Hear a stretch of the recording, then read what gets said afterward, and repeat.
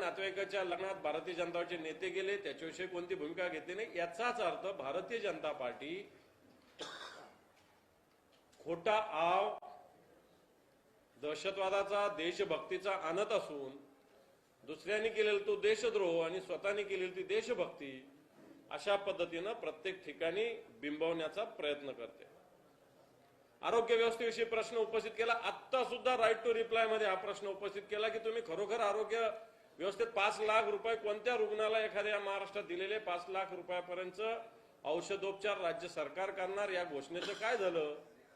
घोषणा तर आपण केली, नंतर वेगवेगळ्या हॉस्पिटलमधील आरोग्याची औषध खरेदीची स्थिती काय, तर याच्याविषयी सरकारने कोणतंही उत्तर आम्हाला दिलं नाही. मराठा आरक्षणाविषयीची तर भूमिका आपल्याला चांगल्या पद्धतीने माहिती आहे. फेब्रुवारीत आरक्षण घेऊ, अशा फेब्रुवारीत अधिवेशन घेऊ ही घोषणा केली. प्रत्यक्षात मनोज जरांगे पाटील जे आंदोलन करतात यांना वेगवेगळ्या तारखा दिल्या असं वाटलं होतं. खरं तर सत्ताधारी पक्षानेच मराठा आरक्षणाचा प्रस्ताव आणलेला असताना असं वाटलं होतं की या आरक्षणाच्या संदर्भात सरकार कोणती तरी भूमिका घेईल. सगळ्यात महत्वाचं, शेतकऱ्यांच्या आत्महत्या या विदर्भात सगळ्यात मोठ्या प्रमाणावर होत आहेत, झालेल्या आहेत. गारपीट झाली होती, अवकाळी झाला होता. यामध्ये आम्ही सातत्यानं रस्त्यावर आणि सभागृहात विषय मांडले, परंतु फक्त पीक विमा कशा पद्धतीने मिळाला एवढं सरकारने दोन्ही सभागृहात सांगितलं. प्रत्यक्षात शेतकऱ्याच्या पारड्यामध्ये कोणतीही मदत मिळाली नाही. कापसाच्या भावाविषयी भूमिका मांडली. सोयाबीनला अनुदान तर जाहीर केलं, 5,000 रुपये जास्त मागच्या वर्षीपेक्षा. मिळतं का ते आम्ही पाहू, कारण कांद्याचं अनुदान जे जाहीर केलं होतं मार्च मध्ये ते सुद्धा पूर्णपणे अजून मिळालेलं नाही. सरकारने 10,000 कोटी रुपये शेतकऱ्यांना दिल्याची घोषणा केली. प्रत्यक्षात सभागृहात आम्ही स्वतः सांगितलं की 4,000 कोटीच्या वर अजूनही शेतकऱ्याला कोणती मदत मिळालेली नाही. आणि म्हणून वेगवेगळ्या महानगरपालिकेतला भ्रष्टाचार आम्ही मांडला. मुंबईविषयी ते बोलतात, काही हरकत नाही, पण आम्ही पुण्याविषयी बोललो, नागपूरविषयी बोललो, पिंपरी चिंचवडविषयी बोललो, ठाण्याविषयी बोललो. परंतु याच्याविषयी सुद्धा सरकारने कोणताही प्रकारचं तोंड या सगळ्या अधिवेशनात उघडले नाही.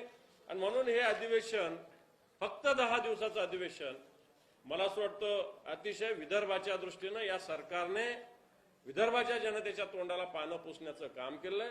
अतिशय वांझोट्या पद्धतीच्या घोषणा या सरकारने केलेल्या आहे. परंतु आम्ही विरोधी पक्ष म्हणून रस्त्यावर आंदोलनं केली, अनेक लक्षवेधी मांडल्या, अनेक प्रश्न मांडले, वेगवेगळे आयुध वापरले, 289 वापरलं, 93 वापरलं, स्थगन वापरलं, 97 वापरलं. काही प्रमाणात सभापतींनी सुद्धा एकांगी बाजू घेण्याची भूमिका घेतली होती. परंतु ज्यावेळेस आम्ही या भूमिकेच्या विरुद्ध आवाज उठवला वाटतं त्यावेळेस या राज्याच्या उपमुख्यमंत्र्यांना मध्यस्थी करावी लागली होती. आणि म्हणून हे अधिवेशन संपत असताना मी एवढंच सांगेल की मंत्र्याचा भ्रष्टाचार सुद्धा आज मांडला, अब्दुल सत्तारांचा मांडला, आरोग्य विभागाचा मांडला, महसूल विभागाचा मांडला, फूड अँड ड्रग्ज विभागाचा मांडला. याच्याविषयी सुद्धा सरकार येणार काळात काय भूमिका घेईल हे सुद्धा पाहणं महत्वाचं राहणार आहे. धारावीचा मुद्दा सुद्धा शिवसेनेच्या वतीनं मांडला गेलाय, धारावी प्रकल्पाच्या पुनर्वसनाचा मुद्दा. आणि हे सगळे विषय सरकार ज्या पद्धतीनं घेतंय त्या पद्धतीनं जर बघितलं तर या सरकारला जनतेच्या हिताशी कोणतंही देणं घेणं राहिलं नाही. या महाराष्ट्रातील जनतेच्या हिताशी या सरकारला कोणतंही देणं घेणं राहिलं नाही, अशा प्रकारची स्थिती आहे. आणि सगळं करत असताना जाती जातीत भांडणं लावण्याचा प्रयत्न सुद्धा सरकार करतंय. ओबीसींना वेगळं सांगायचं, मराठ्यांना वेगळं सांगायचं, एक मुख्यमंत्री वेगळं बोलतात, त्यांचेच कॅबिनेट मंत्री वेगळे बोलतात. धनगर आरक्षणाच्या संदर्भात भारतीय जनता पार्टीची भूमिका वेगळी, भारतीय जनता पार्टी प्रत्यक्षात धनगरांना सांगतं वेगळं, प्रत्यक्षात अंमलबजावणी कोणतीच करत नाही, अशा प्रकारची स्थिती आपल्या समोर आलेली आहे.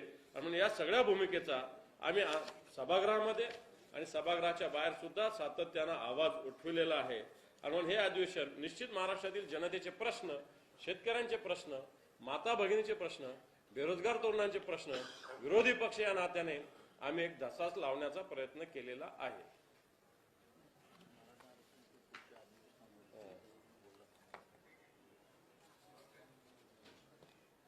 ओके.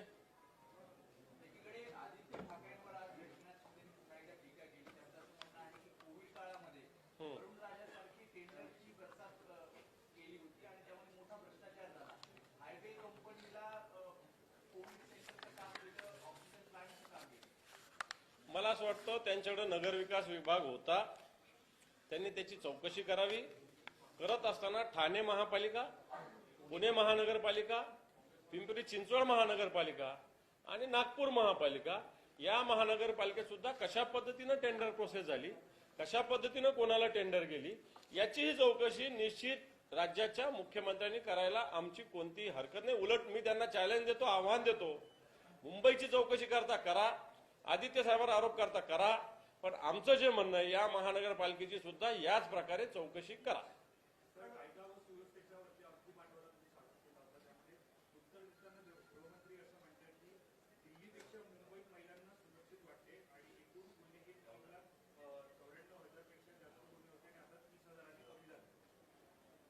मला असं वाटतं फार दूर नाकानं कांदे सोलण्याची गरज नाही. 4 दिवसापूर्वीच मुख्यमंत्र्यांच्या ठाण्यामध्ये एक जी तरुणी, तिचं नाव मी घेणार नाही, तिला गाडीनं चिरडलं राज्याचा MSRTCचे जे व्यवस्थापकीय संचालक आहे त्यांच्या मुलानं.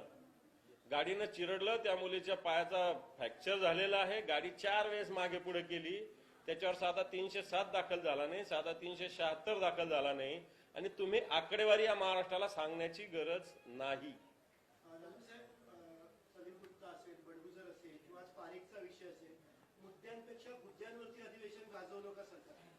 हे पहा, आम्ही तर जनतेच्या प्रश्नावर, शेतकऱ्यांच्या प्रश्नावर आणि विदर्भाच्या प्रश्नावर या आंदोलनात सुरुवात केली. काढलं कोणी त्याला तर उत्तर आम्हाला द्यावं लागेल. सुधाकर बडगुजर तर आमचे फार मोठे नेते नाही, एक नाशिक शहराचे शहर प्रमुख आहे. त्यांचा विषय तुम्ही महाराष्ट्राच्या स्तरावर आणता, तर आम्ही गिरीश महाजनांचा काढला ना, आम्ही प्रफुल्ल पटेलांचा काढला ना, आम्ही नवाब मलिकाचा काढला ना, त्याच्यात काय चूक आहे?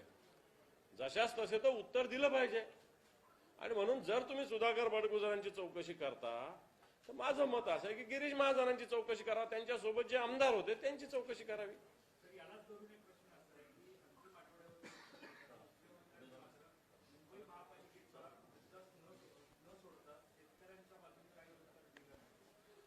शेतकऱ्यांच्या बाजूनं एकही घोषणा झालेली नाही. खरं तर या महाराष्ट्रात फक्त 40 तालुके दुष्काळग्रस्त जाहीर झालेले, बाकीचे तालुके टंचाईग्रस्त म्हटलेले. दुष्काळग्रस्त तालुके जाहीर झाल्यानंतर काय काय द्यावं लागतं? फीस माफ करावी लागते, लाईट बिल माफ करावं लागतं, वसुलीला स्टॉप करावं लागतं. अजून या कोणत्याही विषयाची सुरुवात राज्य सरकारने केलेली नाही. आणि ही करत असताना फक्त 40 तालुक्यातच दुष्काळ आहे अशातला काही भाग नाही. 15 डिसेंबरला अंतिम आणेवारी जाहीर होत असते. 15 डिसेंबर उलटून गेलेला आहे, आज 20 डिसेंबर आहे.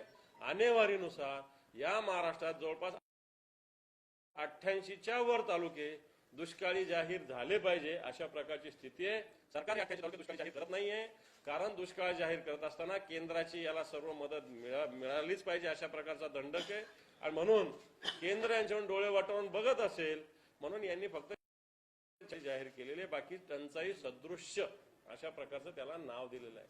अधिवेशन लोकांच्या प्रश्नाने वाढवा अशी मागणी करत होता, पण काल PSCची बैठक होती, त्याच्या आधीच कामकाजामध्ये अंतिम आठवडा प्रस्ताव घेण्यात आला होता.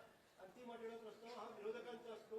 विरोधकांनाही अधिवेशन PSCच्या आधी संपवायची इच्छा होती का किंवा काही झाली होती? हे पहा, जे शेड्यूल आमच्याकडे होतं ते 20 तारखेपर्यंत होतं. आम्हाला आमचं काम करावं लागतं अंतिम आठवड्याचं. आम्ही आमचा अंतिम आठवडा प्रस्ताव दिला होता. आठवडा वाढला तर तो पुढे जाऊ शकतो, त्याच्यात काय मोठं फार आहे. अंतिम आठवडा आम्हाला जे शेड्यूल आलेलं आहे त्याच्यानुसार 20 पर्यंत अधिवेशन होतं. उद्या आम्ही दिला नसता तर उद्या आमचा अंतिम आठवडा प्रस्तावावर सुद्धा आम्हाला बोलता आलं नसतं. पुन्हा तुम्ही टीका केली असती की विरोधकांनी अंतिम आठवडा सुद्धा दिला नाही. जसं खालच्या सभागृहामध्ये खरं तर बदनाम करण्याचा प्रयत्न विरोधी पक्षाला केला जातो, कारण सरकारच्याच वतीनं सगळे प्रस्ताव एकत्र करा अशा पद्धतीने भूमिका मांडली म्हणून विरोधी पक्षाने प्रस्ताव घेतला. परंतु विधान परिषदेत आम्ही तसं केलं नाही. विधान परिषदेत आम्ही अंतिम आठवडा प्रस्ताव टाकला, विरोधी पक्षाचा प्रस्ताव टाकला, आम्ही अवकाळीवर चर्चा मागितली, आम्ही मराठा आरक्षणावर आम्ही त्यांच्याबरोबर जॉईन झालोय. सत्य जरी असलं तरी या सगळ्या गोष्टी आम्ही एकत्रितरित्या केल्या आणि या विषयावर चर्चा विरोधी पक्षांनी मागितलेली होती. फेजमध्ये अधिवेशन आहे, 24 तारखेची डेडलाईन जवळ येते, काय भूमिका आहे? 24 तारखेला जरांगेंनी डेडलाईन दिलेली आहे, त्याच्यानंतर वेगळं स्वरूप असेल. या बाबतीत सरकारने लक्ष देण्याची आवश्यकता आहे, कारण आज मराठा समाज या सगळ्या बाबतीत अतिशय संवेदनशील झालेला आहे आणि या संवेदनशीलता सरकारने मला असं वाटतं याच्याकडं बारकाईनं लक्ष देण्याची आवश्यकता आहे. हा प्रश्न लवकरात लवकर सोडवण्याची गरज आहे. तर एक प्रश्न असा देखील आहे की या संपूर्ण 10 दिवसांच्या हिवाळी अधिवेशनामध्ये अवकाळी पाऊस, शेतकरी आणि मराठा आरक्षण यावरती चर्चा पाहायला मिळाली. मात्र वारंवार तुम्ही सांगता की शेतकऱ्यांच्या वाटेला नाही केलं नाही, मराठा आरक्षणाबद्दल मुख्यमंत्र्यांनी स्पष्टीकरण जे आहे ते योग्य दिलं नाही. मग हिवाळी अधिवेशनातून मिळालं तर सांगितलं ना सुरुवातीला, या विदर्भाच्या आणि महाराष्ट्राच्या जनतेला तोंडाला पानं पुसण्याचं काम या सरकारने केलं, हे स्पष्ट झालं. काहीही मिळालेलं नाही, भोपळा. स्टेट का पब्लिक डेट बढ़ गया है जो अपन अकाउंट स्टेबल की तो उससे पता चला स्टेट का पब्लिक डेट बढ़ गया है। क्या बोल क्या पब्लिक डेट बढ़ डेट गया। उसके बारे में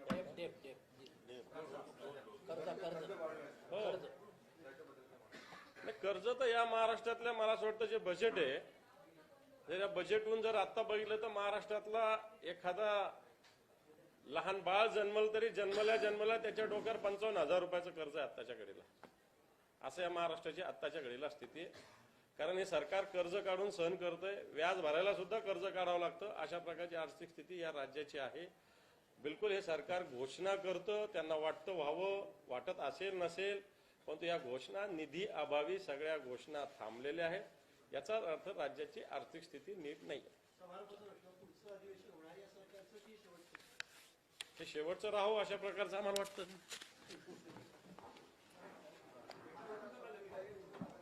थँक्यू, धन्यवाद. सर्वांचे आभार, धन्यवाद.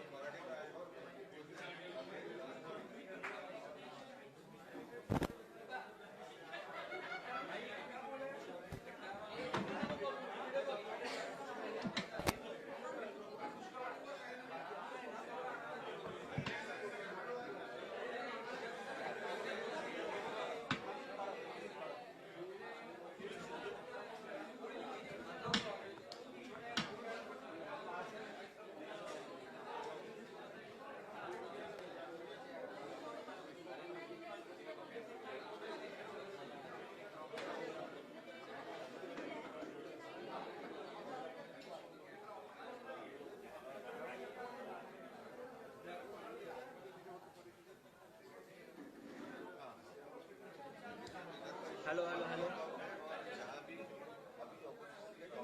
Hello hello hello audio test hello hello hello audio test hello hello hello hello